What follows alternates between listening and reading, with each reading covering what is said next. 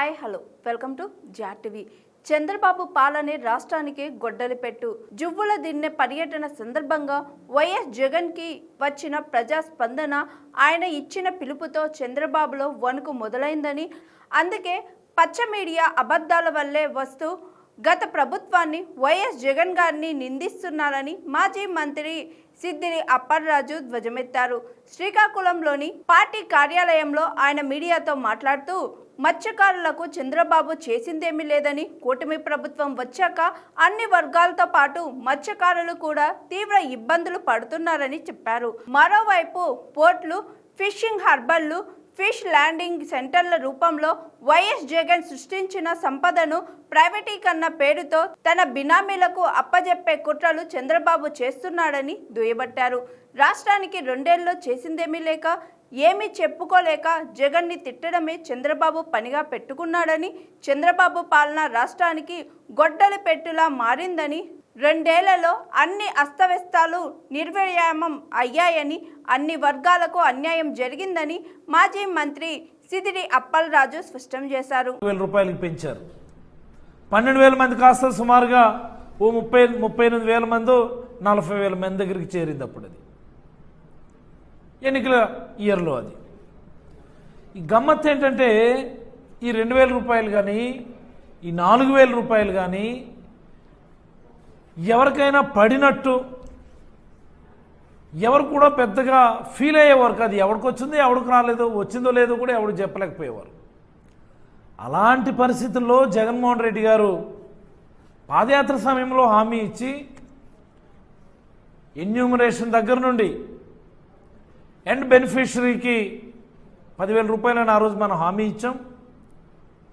Enumeration దగ్గర నుంచి end beneficiary వరకు శాచ్యురేషన్ పద్ధతిలో చేస్తాము అని చెప్పి మనం మొదలుపెట్టాం. 19-20 వచ్చేసరికల్లా 1,19,000, 1,25,000, 1,30,000 ఇయర్ ఆన్ అన్ యావరేజ్ ఒక 5,000, 10,000 అటు ఇటుగా మారుతూ ఎవ్రీ ఇయర్ 1,20,000 నుంచి 1,30,000 మధ్యలో 10,000 రూపాయల చొప్పున ప్రతి మత్స్యకార కుటుంబానికి టంచనగా వేట నిషేధ సమయంలోనే డిపాజిట్ చేసినటువంటి ఘనత జగన్మోహన్ రెడ్డి గారు.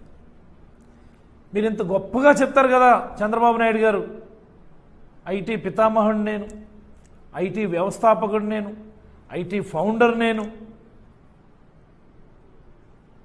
మరి మీకు ఎప్పుడు కూడా నేరుగా ఇలాగ డీబీటీ పద్ధతిలో వేయాలి అన్నటువంటి ఆలోచన ఎప్పుడైనా వచ్చిందా చంద్రబాబు గారికి? ఎప్పుడైనా వచ్చిందా? మనకి ఎప్పుడు అలాంటి ఆలోచన రాదు. ఎందుచేతంటే డీబీటీ పద్ధతులు లాంటివి ఏమన్నా పెట్టుకుంటే వాళ్ళ పార్టీ వ్యక్తులు లేకపోతే వాళ్ళ కార్యకర్తలు కమిషన్లను దండుకోవడానికి వీలు కాదు. కాబట్టి అలాంటి పద్ధతులు ఆయన ఎప్పుడు కూడా అవలంబించాల. జగన్మోహన్ రెడ్డి గారు వచ్చిన తర్వాత పొలిటికల్ ఇంటర్ఫీరెన్స్ తగ్గించాలని, బెనిఫిషియరీ అనేటటువంటి వ్యక్తికి నేరుగా లబ్ధి చేకూర్చాలని ఈ డైరెక్ట్ బెనిఫిట్ ట్రాన్స్ఫర్ అన్నటువంటి విధానాన్ని తీసుకొని వచ్చారు. ఈరోజు ఎవరు కూడా దాని నుంచి వెనక్కి వెళ్ళడానికి అవకాశం లేనటువంటి పరిస్థితి కూడా ఈరోజు జగన్మోహన్ రెడ్డి గారు కల్పించారు. That is Jaganmohan Reddy sir. మీరు ఎన్నికల హామీ చెప్పారు, మీరు 10,000 నుంచి 20,000 చేస్తామని. సంతోషం, గెలిచారు కాబట్టి 20,000 ఇవ్వాల్సిందే. మరి 1 ఇయర్ ఎగ్గొట్టారు కదా. 24-25 సంవత్సరానికి ఇవ్వాల్సినటువంటి మత్స్యకార భరోసా, మీ మాటలో చెప్పాలి అంటే మత్స్యకార సేవలు మీరు వేశారా? ప్రతి మత్స్యకారుడికి మా లెక్క ప్రకారం చెప్తే 10,000 రూపాయలు మీరు బాకీ ఉన్నారు. ఇంకా మీ లెక్క ప్రకారం మాట్లాడాలి అంటే 20,000 రూపాయలు ప్రతి మత్స్యకార కుటుంబానికి కూడా బాకీ ఉన్నారని ఈ సందర్భంగా చంద్రబాబు నాయుడు గారికి నేను మనవి చేయదలుచుకున్నాను. ఇప్పటికీ ప్రతి మత్స్యకారుడి మనసులో ఇది ఉంది, ఈ ప్రభుత్వం మనల్ని మోసం చేసింది, ఈ ప్రభుత్వం మనకి ఇవ్వాల్సినటువంటి బకాయిలు ఇంకా ఇవ్వకుండా గొప్పాలు చెప్పుకుంటుంది అన్నటువంటి భావన ప్రతి మత్స్యకార కుటుంబంలో ఉంది అన్న విషయాన్ని ఈ ప్రభుత్వం దృష్టికి తీసుకొని రాదలుచుకున్నాను. మరి డీజిల్ సబ్సిడీ గురించి మాట్లాడుతున్నారు. డీజిల్ సబ్సిడీ, ఈ విషయాలన్నీ ఈరోజు ఎందుకు మాట్లాడుకోవాల్సి వస్తుందంటే, మత్స్యశాఖ మంత్రి అచ్చెన్నాయుడు గారు, ముఖ్యమంత్రి చంద్రబాబు నాయుడు గారు డీజిల్ సబ్సిడీ గురించి కూడా అనేకమైనటువంటి అబద్ధాలు ఆడున్నారు. మీ హయాంలో డీజిల్ సబ్సిడీ లీటర్కి 6 రూపాయలు సబ్సిడీ ఇస్తాము అనుకుని అన్నారు. అచ్చెన్నాయుడు గారు మీ దగ్గర రికార్డ్స్ ఉంటాయి. మీ సెక్రటరీకో మీ ఫిషరీస్ కమిషనర్కో ఒకసారి అడగండి, నిజంగా ఎంతమందికి మీరు డీజిల్ సబ్సిడీ ఇచ్చారు? ఏ ఒక్క మత్స్యకారుడికైనా, ఏ ఒక్క బోటుకైనా సరే సకాలంలో 14-19 సమయంలో ఎప్పుడైనా కానీ మీరు డీజిల్ సబ్సిడీ ఇవ్వగలిగారా అని నేను అడుగుతా ఉన్నాను. లేదే. బ్యాక్ ఎండ్ సబ్సిడీ అన్నారు మీరు. బ్యాక్ ఎండ్ సబ్సిడీ అంటే ఏంటి? మత్స్యకారుడు వెళ్ళి పెట్రోల్ బంక్ దగ్గర తనకు కావలసినటువంటి డీజిల్ తెచ్చుకుంటే మీరు ఎన్ని లీటర్లు నిర్దేశించినారో దానికి సంబంధించినటువంటి సబ్సిడీ తరువాత మీ అకౌంట్లో డిపాజిట్ చేస్తాము లీటర్కి 6 రూపాయలు చొప్పున అని చెప్పి మీరు చెప్పారు. ఎంతమంది మత్స్యకారులకు వేశారు మీరు? ఎప్పుడు వేశారు మీరు? ఎవరికైనా వేశారా అని అడుగుతున్నాను నేను. మీరు పెట్టినటువంటి బకాయిలన్నింటినీ కూడా జగన్మోహన్ రెడ్డి గారు వచ్చి వాళ్ళందరికీ కూడా బకాయిలను క్లియర్ చేశాం. మేము క్లియర్ చేశాం. మరి ఈ బ్యాక్ అండ్ సబ్సిడీలు అన్నటువంటి దుకాణాలు ఉండకూడదని, మత్స్యకారుడికి నేరుగా లబ్ధి జరగాలని ఫ్రంట్ అండ్ సబ్సిడీ కింద హెచ్ఎస్డి ఆయిల్ సబ్సిడీ ఇచ్చాం మనం. అంటే వాడికి ముందస్తుగానే ఒక కార్డు ఇచ్చాం. ఆ కార్డు తీసుకొని పెట్రోల్ బంక్ దగ్గరికి వెళ్ళి మోటరైజ్డ్ బోట్ అయితే 300 లీటర్ల నెలకి, మెకనైజ్డ్ బోట్ అయితే 3000 లీటర్ల నెలకి, డీజిల్ కొట్టించుకున్నప్పుడే లీటర్ పైన సబ్సిడీ అంటే 300 లీటర్లకు సంబంధించినటువంటి సబ్సిడీ అక్కడికక్కడే తగ్గించి డీజిల్ కొట్టేటటువంటి పరిస్థితి ఉండేదని సందర్భంగా తెలియజేయదలుచుకున్నాను నేను. ఫ్రంట్ ఎండ్ సబ్సిడీ ఎక్కడా కూడా లీటర్కు 9 రూపాయలు చొప్పున, ఎక్కడా కూడా మీరు కొట్టించుకున్నప్పుడే 9 రూపాయలు తగ్గించి పెట్రోల్ బంక్ వాళ్ళు డీజిల్ ఇచ్చేటటువంటి పరిస్థితి జగన్మోహన్ రెడ్డి గారి హయాంలో. మీకెప్పుడు వచ్చింది అలాంటి ఆలోచన? ఎంతసేపు దోచుకోవడం, దాచుకోవడం, పంచుకోవడం తప్ప. డిపిటి విధానం మీద దోచుకోవడం, దాచుకోవడం, పంచుకోవడం. ఇది ఎప్పుడైనా ఒక్క మత్స్యకారుడికి ఫ్రంట్ ఎండ్ సబ్సిడీ ఇచ్చారా నేను అడుగుతున్నాను. లేదే. మేమొచ్చి మీ బకాయిలు క్లియర్ చేసి ప్రతి మత్స్యకారుడికి డీజిల్ కొనుక్కున్న దగ్గరే 9 రూపాయలు తగ్గించి ఇచ్చినటువంటి ఘనత జగన్మోహన్ రెడ్డి గారు. చచ్చినట్టు మీరు దాన్ని ఇప్పుడు కంటిన్యూ చేస్తున్నారు. ఇదేదో పెద్ద మీ ఘనతలాగా మాట్లాడద్దు. మీరు పొరపాటున ఎవరైనా మత్స్యకారుడు సముద్రంలో మరణిస్తే 10 లక్షల ఎక్స్గ్రేషియా చేసింది కూడా జగన్మోహన్ రెడ్డి గారే. ఇవన్నీ జగన్మోహన్ రెడ్డి గారి ఆలోచనలే. ఇన్ని ఆలోచనలు ఎలా వచ్చాయి అంటే పాదయాత్ర చేయటం వల్ల. నెల్లూరు నుండి ఇచ్చాపురం వరకు ఉన్నటువంటి తీర ప్రాంతంలో పాదయాత్ర చేసినప్పుడు ప్రతి మత్స్యకారుడు వెళ్ళి ఆయనకున్నటువంటి కష్టం, వాళ్ళ ఇబ్బందులు, వాళ్ళ ఇక్కట్లు, వాళ్ళ వలసలు, జీవన విధానాలు, జీవన ప్రమాణాల గురించి నాయకుడి నోటీసులో పెట్టడం వల్ల ఆయనకు వచ్చినటువంటి ఆలోచన.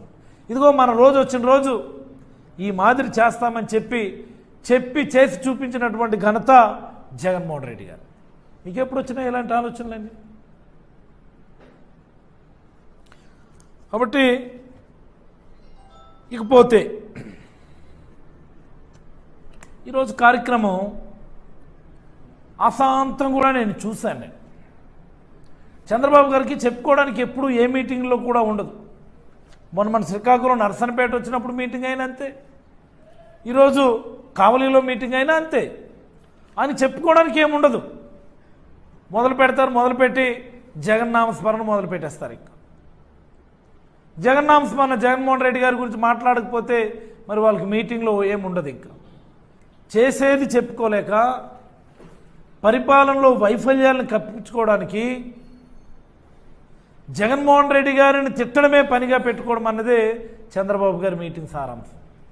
లేకపోతే ఒక సమయం ఒక సందర్భం ఏ రోజన్నా మీరు ఆలోచిస్తున్నారా?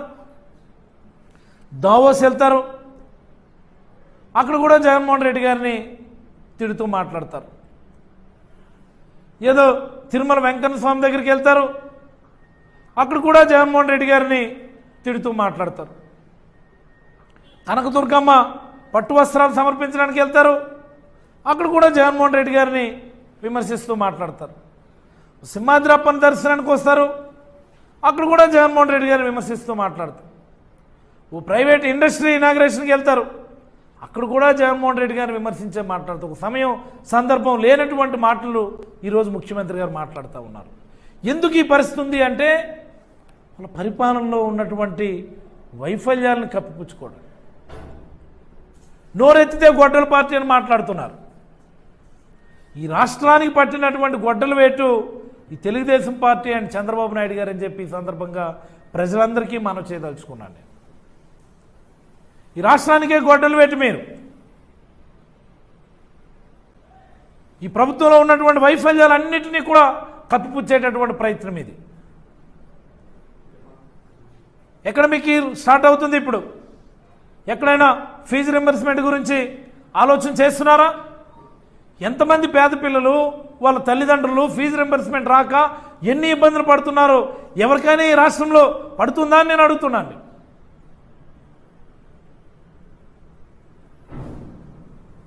ఆడబిడ్డనిది నీకు 15,000 నీకు 15,000 అని చెప్పి ఊరంతా ఇంటింటికి తిరిగి చెప్పారు. నీకు 1,500 నీకు 1,500 ఏమి ఎక్కడుంది ఆడబిడ్డనిది? ఎవరన్నా దీని గురించి ఆలోచన చేస్తున్నారా ఈ ప్రభుత్వంలో? నేను అడుగుతా ఉన్నాను. రైతులకు పంటల బీమా ఏమైందని అడుగుతున్నాను ఈరోజు ఈ రాష్ట్రంలో. ఆరోగ్యశ్రీ స్థితిగతులు ఎలా ఉన్నాయని అడుగుతున్నాను ఈ రాష్ట్రంలో. బేసిక్ నీడ్స్ ఇవన్నీ కూడా. స్కూల్స్ దాతలు ఇస్తే బాగు చేస్తామనుకుని చెప్పి మీరు ఇప్పుడు మన జీవో ఇచ్చినారు అంటే ఇంక వాటికి కూడా తాళాలు వేసేస్తారు. ఇంకా ఏం జరుగుతుంది ఈ రాష్ట్రంలో? ఇంత విధ్వంసం జరుగుతుంది. ఇసుక, మట్టి, గ్రావెల్ దేన్ని పడితే దాన్ని ఇష్టానుసారం దోచేసేటటువంటి పరిస్థితి సహజం. Hi, this is Swathi. Like చేయండి, షేర్ చేయండి, కమెంట్ చేయండి అండ్ సబ్స్క్రైబ్ చేయండి GRTV.